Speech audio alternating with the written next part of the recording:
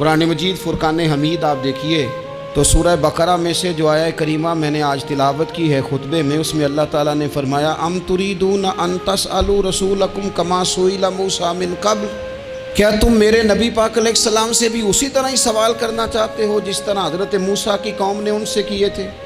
جس طرح پہلے حضرت موسیٰ علیہ السلام سے سوال کیا گیا تھا، تم بھی میرے رسول سے اسی طرح سوال کرنے کا ارادہ رکھتے ہو؟ کبھی بنی اسرائیل والوں نے کہا کہ ہمیں پتھر سے پانی نکال کے دیا جائے، کبھی کہا کہ ہمیں کھانا من و سلوہ دیا جائے، کبھی کہا کہ ہم اس وقت مانیں گے جب رب کو اعلانیہ دیکھ لیں گے۔ کیا تم میرے رسول سے بھی اسی طرح ہی سوال جواب کرنا چاہتے ہو؟ ضرورت کے لیے سوال ضرور کریں، یہ پہلا ہی سپارہ ہے۔ حضرت موسیٰ علیہ السلام کا زمانہ مبارکہ ہے، ایک شخص نے اپنے کزن کو، اپنے چچا کے بیٹے کو، چچا زاد کو قتل کر دیا اور خود ہی اس کا مدعی بن کے حضرت موسیٰ کے پاس آیا کہ بتائیے جناب میرے اس بھائی کو کس نے قتل کیا ہے؟ حضرت موسیٰ نے ایک سادی سی بات کی، کیا فرمایا؟ وَإِذْ قَالَ مُوسَىٰ لِقَوْمِهِ إِنَّ اللَّهَ يَأْمُرُكُمْ أَن تَذْبَحُوا بَقَرَةً۔ حضرت موسیٰ علیہ السلام نے اپنی قوم سے کہا کہ اللہ تمہیں حکم دیتا ہے کہ ایک گائے ذبح کرو، گائے کا کچھ حصہ مقتول کو مارو، وہ خود اٹھ کے بتا دے گا مجھے کس نے قتل کیا ہے۔ یہ پہلا سپارہ ہے قرآن مجید کا، آپ اس کو دیکھ لیں، یہ آیت نمبر 67 سے شروع ہو رہا ہے۔ تو اب وہ چونکہ ذبح کرنا نہیں چاہ رہا تھا، اس کو پتا تھا کہ مجرم تو میں خود ہوں، وہ ذبح چونکہ کرنا نہیں چاہ رہا تھا، اس سے کہا کہ مارو ایک حصہ گائے کا، اس کو تو یہ اٹھ کے بتا دے گا۔ تو اس نے جواب کیا دیا؟ قالوا اتتخذون ہزوا، یعنی لگا آپ میرے ساتھ مذاق کرتے ہیں، کبھی ایسا بھی ہوا ہے؟ قال اعوذ باللہ ان اکون من الجاہلین۔ حضرت موسیٰ علیہ السلام فرمانے لگے میں اللہ کی پناہ مانگتا ہوں میں جاہلوں میں سے ہو جاؤں۔ ہر وقت مذاق کرتے رہنا یہ تو جاہلوں کا طریقہ ہے۔ کن کا ہے؟ حضرت موسیٰ نے کہا ہے، قرآن پاک ہے، ہر وقت مذاق کرتے رہنا۔ خوش طبعی اور چیز ہے، مسکراتے رہنا، لیکن کسی کا مذاق ہر وقت اڑاتے رہنا کن کا طریقہ ہے؟ جاہلوں کا۔ جب کہا نہیں ذبح کرنی ہے تو اب ذرا دیکھیے، کرنا نہیں نہ چاہ رہے، قالوا ادع لنا ربک یبین لنا ما ہی، کہنے لگے اے موسیٰ پھر آپ نہ رب سے دعا کریں کہ وہ ذرا کھول کے بتائے وہ گائیں کس طرح کی ہو۔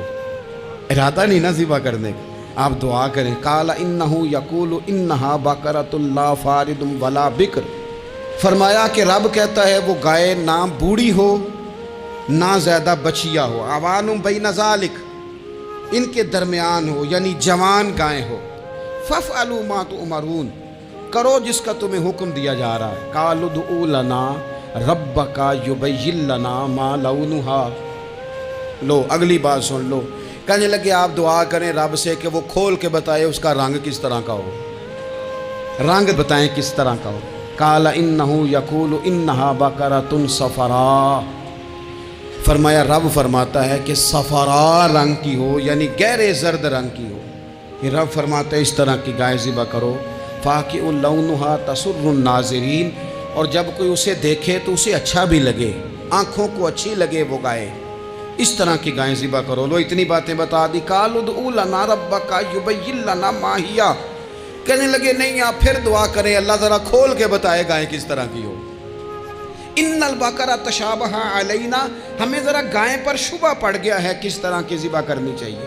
وَإِنَّا انشاءاللہ لمہتدون، اگر اللہ نے چاہا تو ضرور ہم ہدایت پا جائیں گے۔ پھر اللہ تعالیٰ نے فرمایا کہ قال انہ یقول انہا بقرۃ لا ذلول تثیر الارض، گائیں اس طرح کی ہو کہ وہ کبھی کھیتی میں نہ چلائی گئی ہو، یعنی اس کو کبھی کام نہ اس سے لیا گیا ہو۔ بیل کو لوگ لگاتے تھے نا، جو کام آج ٹریکٹر سے لیا جاتا ہے وہ گائے بیل سے لیا جاتا تھا، تو وہ کھیتی باڑی کے کام نہ اس کو لگایا گیا ہو۔ ولا تسقی الحرث، اور نہ اس سے پانی نکالا گیا ہو، نہ کھیت چلانے ہل چلانے میں لگائی گئی ہو، اور وہ جو کنواں ہوتا تھا جس کے گرد گائیں گھومتی تھی، تو کہا وہ بھی کام اس نے نہ کیا ہو گائے نے۔ مسلمۃ لا شیۃ فیہا، وہ ہر عیب سے پاک ہونی چاہیے۔ قالوا الآن جئت بالحق، اب کہنے لگے اب آپ صحیح بات لے کے آئے، اب سوال ختم ہو گئے نا، کہنے لگے اب آپ بات فذبحوہا، انہوں نے ذبح کر دی۔ وما کادوا یفعلون، پر ایسا کرتے نظر آتے لگتا نہیں تھا کریں گے ذبح پر ذبح۔ اچھا یہ گائیں پھر ملی کیسے؟ امام خازن کہتے ہیں کہ ایک نیک آدمی تھا، تو اس کا آخری وقت آ گیا تو اس کے پاس جو کل جمع پونجی تھی وہ ایک بچیا تھی، گائیں کی بچیا ویڑی، اس کے پاس وہ ایک بچیا تھی صرف۔ تو اس نے اس طرح کیا کہ اس کی گردن پر ایک مہر لگائی، اللہ کے نام پر بطور امانت اس نے اس کو جنگل میں چھوڑا، کہا یا اللہ میرا بیٹا ایک ہی ہے، وہ بھی چھوٹا ہے، اس کی حفاظت کرنا اور میرے بیٹے کو پہنچا دینا۔ بچہ بالغ ہو گیا، اس کی ماں نے کہا بیٹا جو امانتیں رب کے پاس رکھوائی جائیں نا ان میں خیانتیں نہیں ہوا کرتی، جا کے جنگل میں آواز دے تیری گائے واپس آ جائے گی۔ اس نے جا کے جنگل میں آواز دی کہ وہ جو میرے باپ نے امانت رکھوائی تھی وہ کدھر ہے؟ وہ نشان لگی ہوئی گائیں دوڑتی ہوئی اس کے پاس آئی۔ واللہ خیر الرازقین، جب رب بندوبست کرے، جب اللہ بندوبست کرے تو پھر معاملہ اور ہوتا ہے۔ وہ گائے آ گئی، اب اس نے کیا کیا اس نوجوان نے کہ وہ گائے گھر لایا، ماں سے آ کے کہا کہ اماں یہ تو اللہ نے فضل کر دیا۔ ماں کہنے لگی پتر حالات ہمارے خراب ہیں، منڈی میں لے جا اسے بیچ دے، لیکن سودا میری مرضی کے بغیر طے نہ کرنا۔ کس کی مرضی کے بغیر؟ کس کی؟ اماں کی مرضی۔ اور سنو یار، تھے کچھ لوگ جن کو لوگوں نے تانے بھی دیے کہ تم ماں کے پیچھے لگ گیا ہے، لوگوں نے بڑا کچھ کہا، پر جو ماں کی مرضی پہ لگے ناکام نہیں ہوتے زندگی میں۔ یہ دیکھو ماں کی مرضی پہ لگا۔ اس کی قیمت کتنی تھی گائے کی؟ بڑی مہنگی تھی پر 3 دینار کی تھی۔ منڈی میں لے گیا، 3 دینار اس کی قیمت لگ گئی۔ تو ماں نے کہا تھا میری مرضی کے بغیر سودا نہ کرنا۔ اب بچے تو نہیں نہ مانتے، اماں کو کیا پتا باہر بزنس کیا ہے، لین دین کیا ہے، پر ماں نے کہا تھا میری مرضی۔ بندہ دے رہا ہے اسے 3 دینار، اس نے کہا جی میں نے طے تب کرنا ہے، ڈن تب کرنا ہے، پہلے اماں سے پوچھنا ہے۔ گھر جا کے اماں سے پوچھا، اماں کہنے لگی دے دے۔ واپس آیا تو اس نے کہا کہ میں 6 دینار دیتا ہوں پر میری شرط ہے، ماں سے نہیں پوچھنا۔ اس نے کہا تو 12 بھی دے، ڈن تب بھی ہونا ہے جب اماں نے کہنا ہے۔ وہ جب اس طرح کی اس نے گفتگو کی، واپس اپنی والدہ کے پاس گئے، کہنے لگے اماں سمجھ نہیں آتی، 3 دینار کی گائیں بندہ 12 میں خریدنے کو تیار ہے، شرط لگاتا ہے کہ اماں سے نہیں پوچھنا۔ تو والدہ کہنے لگی پتر پہلے اس سے جا کے پوچھ کیا وہ ہے کون؟ یہ کوئی روحانی معاملہ ہے، کوئی غیبی مدد ہے، پوچھ۔ اس سے جا کے پوچھا تو وہ کہنے لگا میں تو فرشتہ ہوں اللہ کا، تو نے گائیں بیچنی نہیں، اس لیے کہ تیرا باپ بھی نیک ہے، تیری ماں بھی نیک ہے، رب تیرے رزق میں برکت پیدا فرمانا چاہتا ہے۔ ماں باپ نیک ہونا رزق میں برکت ہو جاتی ہے۔ ماں باپ نیک ہوں، ان کی صالحیت کا اثر پہنچتا ہے بچوں تک۔ رزق حلال کما کے لانے والے ہوں تو گھر میں برکت ہوتی ہے۔ جا کے کہا کہ تیرے ماں باپ نیک تھے، اسے نہ بیچنا گائے کو، تو کیا کریں؟ کہنے لگے بنی اسرائیل والے سوال کر کر کے خود مشکل میں آ گئے۔ اب وہ ایسی گائے جو جوان بھی ہو، یہاں تو ہر غریب آدمی اپنی گائیں یہاں لگا دیتا ہے، کھیتی باڑی میں یہاں لگا دیتا ہے، کنویں میں پانی نکالنے میں، تو یہاں تو ہر ایک کی گائیں، تو ایسی گائیں جس کا رنگ بھی اتنا پیارا ہو، زیادہ بوڑھی زیادہ بچی بھی نہ ہو، اور ابھی تک کھیت میں بھی نہ لگی ہو، وہ سوائے تیرے کہیں نہیں ہے۔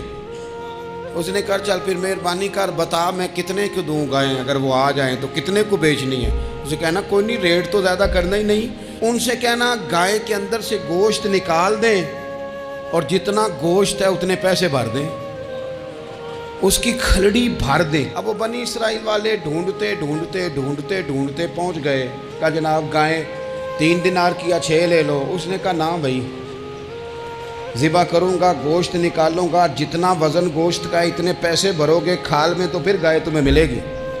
اب مجبور تھے، کیا کرتے؟ ابن کثیر حدیث لائے ہیں، امام سیوطی نے در منصور میں بھی لکھی ہے، نبی پاک صلی اللہ علیہ وسلم نے فرمایا سنو جوانوں اور اسے دل کی تختی پہ لکھو، نبی پاک علیہ السلام نے فرمایا اگر بنی اسرائیل والے زیادہ سوال نہ کرتے تو اتنی مشکل کا شکار نہ ہوتے۔ انہوں نے سوال اتنے کیے کہ چارہ نہیں ہے اب ان کے لیے، چارہ نہیں ہے اب ان کے لیے کہ یہ ادھر ادھر جا سکے، مجبوری بن گئی، یہی گائے خریدنی ہے، یہی لے جانی ہے۔ اب اتنا سارا مال جمع کر کے وہ گائے خریدی، ذبح کی، تو مقتول کو جب اس کا ایک حصہ مارا تو اس نے اٹھ کے کہہ دیا یہ جو مدعی بنا ہوا ہے نا یہی تو میرا قاتل ہے، یہی تو میرا قاتل ہے، یہی تو ہے جس نے یہ سارا کام کیا ہے۔ تو زیادہ سوالات کرنا، بہت زیادہ سوالات کرنا، ہر وقت بحث میں رہنا، نبی پاک صلی اللہ تعالیٰ علیہ وسلم نے منع فرمایا، اور میرے رسول پاک علیہ الصلاۃ والسلام نے فرمایا یاد رکھو 3 چیزوں سے ہمیشہ بچو۔ بخاری مسلم میں موجود ہے۔ ایک تو فرمایا کثرت کیلو کال سے بچو، زیادہ بحثیں نہ کرو، اور دوسرا حضور علیہ الصلاۃ والسلام نے فرمایا مال کو ضائع کرنے سے بچو، اور تیسرا فرمایا زیادہ سوال نہ کیا کرو، زیادہ سوال نہ کیا کرو۔ ایک مقام پہ نبی پاک علیہ السلام نے فرمایا حج فرض ہے۔ ایک صاحب نے اٹھ کے پوچھا حضور ہر سال؟ حضور خاموش ہو گئے۔ پھر پوچھا حضور ہر سال؟ سرکار خاموش ہو گئے۔ تیسری بار پھر پوچھا حضور ہر سال؟ نبی پاک علیہ السلام نے فرمایا زیادہ سوال نہ کیا کرو، میرے منہ سے نکل جاتا نا ہر سال فرض ہے تو رب نے ہر سال فرض کر دینا تھا، تمہارے لیے مشکل ہوتی۔ اور فرمایا جس چیز کے لیے میں تمہیں حکم دوں وہ کر دیا کرو، اور جس چیز میں تمہیں آزاد کر دوں اس میں آزاد ہو جایا کرو، زیادہ باریکیوں میں نہ جایا کرو۔ جن لوگوں نے بھی باریک بن کے چیزیں ڈسکس کرنی چاہی نا، الجھ گئے، تنگ آ گئے، اور جو کسی ایک دروازے کے فقیر تھے، ایک دروازے کے فقیر تھے، ایک دروازے کے فقیر تھے، کسی ایک راہ سے خیرات لیتے تھے، زیادہ الجھاؤ نہیں پیدا کیا انہوں نے۔ میں کہہ چکا ہوں علم حاصل کرنے کے لیے سوال ضرور کریں، لیکن بحث کے لیے اور الجھاؤ پیدا کرنے کے لیے، نئی سے نئی راہ تلاش کرنے کے لیے یہ بات درست نہیں ہے۔ بلکہ بخاری مسلم میں ایک حدیث ہے جس کو پڑھ کے انسان بار بار سوچنے پہ مجبور ہو جاتا ہے کہ اس طرح بھی ہوتا ہے۔ حضرت انس بن مالک رضی اللہ تعالیٰ عنہ ارشاد فرماتے ہیں ہم سب حضور کی بارگاہ میں بیٹھے تھے، بخاری مسلم ہے، نبی پاک علیہ السلام تشریف فرما تھے، حضور کی عادت مبارکہ تھی جہاں موقع آیا حضور بیٹھ گئے۔ حضور زمین پہ جلوہ فراز تھے، صحابہ کرام نے سوال پوچھنے شروع کیے، سوال پوچھنے شروع کیے، یہ بھی بتائیں یہ بھی بتائیں۔ کچھ نوجوان تھے انہوں نے کچھ سوالات شروع کیے، انہوں نے بہت زیادہ سوالات کیے کثرت سے۔ تو حضرت انس بن مالک رضی اللہ تعالیٰ عنہ فرماتے ہیں بہت سوالات، جب زیادہ سوال ہو گئے نا، اللہ کے رسول صلی اللہ علیہ وسلم اٹھ کے نا ممبر پہ بیٹھ گئے، فرمایا پوچھو جو تمہارا جی چاہتا ہے میں بتاؤں گا، پوچھو، کرو سوال کرو۔ ایک شخص نے اٹھ کے عرض کی یا رسول اللہ میرا باپ کون ہے؟ فرمایا حذیفہ۔ 2 لوگ اور اٹھے یا رسول اللہ ہمیں لوگ تانے دیتے ہیں ہمارا باپ۔ فرمایا تمہارا باپ وہی ہے جس کی طرف تم منسوب ہو، اسی باپ کی جائز اولاد ہو۔ ایک بندہ اور اٹھا، اس کا لہجہ بھی کچھ اس طرح کا تھا، کہنے لگا حضور میں جنت میں جاؤں گا کہ جہنم میں؟ کئی دفعہ نا چیزیں راز میں رہیں تو وہ ٹھیک رہتی ہیں، لیکن جن کو راز کھولنے کا شوق ہو ان کے اپنے بھی کھل جایا کرتے ہیں، ان کے کھل جاتے ہیں، پھر وہ تکلیف میں آتے ہیں۔ یاد رکھیں حضور میں جنت میں جاؤں گا کہ جہنم میں؟ حضرت انس بن مالک کہتے ہیں کریم بولے، مور لگنے لگی، ہم کانپنے لگے۔ حضور نے فرمایا تو جہنم میں جائے گا، دوزخی ہے تو۔ بس جب وہ سناٹا چھا گیا، اب ڈر تھا کہ کچھ اور باتیں نہ، یہ کثرت سوالات کی وجہ سے حضور ناراض ہو گئے۔ کہتے ہیں فٹافٹ حضرت عمر اٹھے، فٹافٹ، اور کوئی معافی نہیں مانگی، کوئی بات نہیں کی، جناب عمر تھے نا، آئے عمر تیرے جملوں پہ مر جاؤں، ان راہوں پہ قربان جہاں سے عمر چلتے تھے، ہر حکمران تیری بات کرتا ہے پر عمر تیرے ایک ایک فیصلے پہ میری اولاد قربان۔ ایسا بھی شخص کوئی پلٹ کے دنیا میں آئے گا جیسا خطاب کے گھر عمر پیدا ہوا۔ حضرت فاروق اعظم اٹھے، یوں ہاتھ باندھے، رو پڑے، کہنے لگے نہ حضور نہ، رضیت باللہ ربا وبالاسلام دینا وبسیدنا ومولانا محمدا نبیا ورسولا۔ حضور ہم بڑے راضی ہیں کہ اللہ ہمارا رب ہے، سونیا بڑے راضی ہیں کہ دین ہمارا اسلام ہے۔ یا رسول اللہ ہم بڑے راضی ہیں کہ اللہ نے آپ کو ہمارا نبی بنا کے بھیجا ہے۔ حضور بڑے، یوں ہاتھ باندھے، نہ ساڈا بولے چولے معاف کری، غلطی ہو گئی حضور جوانوں سے، نہیں ایسا حضور نہ اس سے زیادہ کوئی پردہ نہ کھول جائے کہ رضیت باللہ ربا وبالاسلام دینا وبسیدنا ومولانا محمد نبی و رسولا۔ وہ ضرورت کے لیے سوال ضرور پوچھا جائے، حضور پسند کرتے تھے، لیکن بحث میں الجھ جانا، ہر وقت دین کو تختہ مشق بنا لینا، ہر وقت میرا دل تڑپتا ہے، کبھی کبھی سوچتا ہوں یہ میرے نبی پاک کا دین ہے،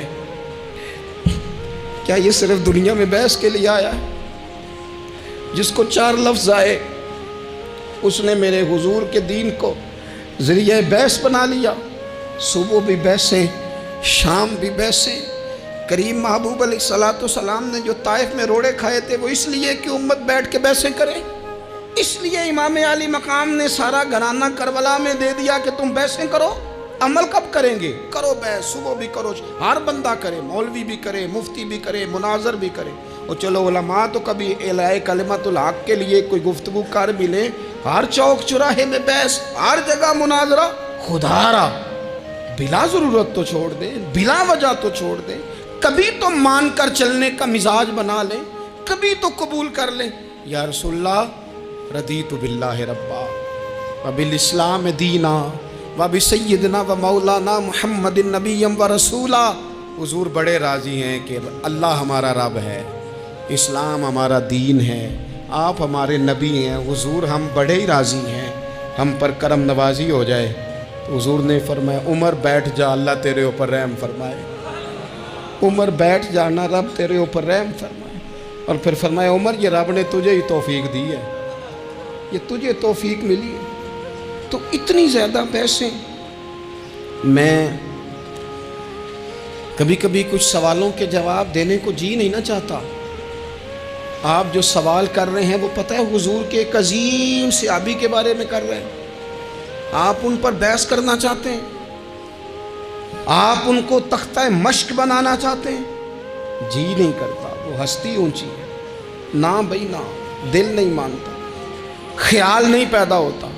ہم تو ان بزرگوں کے ماننے والے ہیں جو حضور کی ازواج کا اور 4 بیٹیوں کا نام لیتے تھے تو وضو کر کے لیتے تھے، وہ تو باتیں کرتے تھے تو ڈر ڈر کے کرتے تھے، کہتے تھے توبہ توبہ توبہ۔ ہم کہاں اور وہ لوگ کہاں؟ لیکن آج ہر آدمی کو بحث کا شوق آیا ہے، ہر شخص ہے جو کہتا ہے مجھے بھی 3 باتیں آتی ہیں، میں بھی تھوڑا سا مفتی ہوں، میری بھی سن لو۔ اپنی زندگی میں اتنا دروازہ بحث کا نہ کھولیں، اتنا الجھاؤ نہ پیدا کریں، اور ایسے بے جا لا یعنی اور بے مقصد سوالات سے اپنے آپ کو بچائیں جن میں انسان پڑھے تو اس کے لیے الجھاؤ بڑھ جائے۔ بعض سوالات ایسے بھی حضور سے کیے گئے کہ سرکار نے ان پر سخت ناراضگی کا اظہار فرمایا، فرمایا اس سوال کی کیا حاجت؟ تو میں آپ سے گزارش کروں گا سیکھنے کے لیے مسئلہ ضرور پوچھیں، سیکھنے کے لیے۔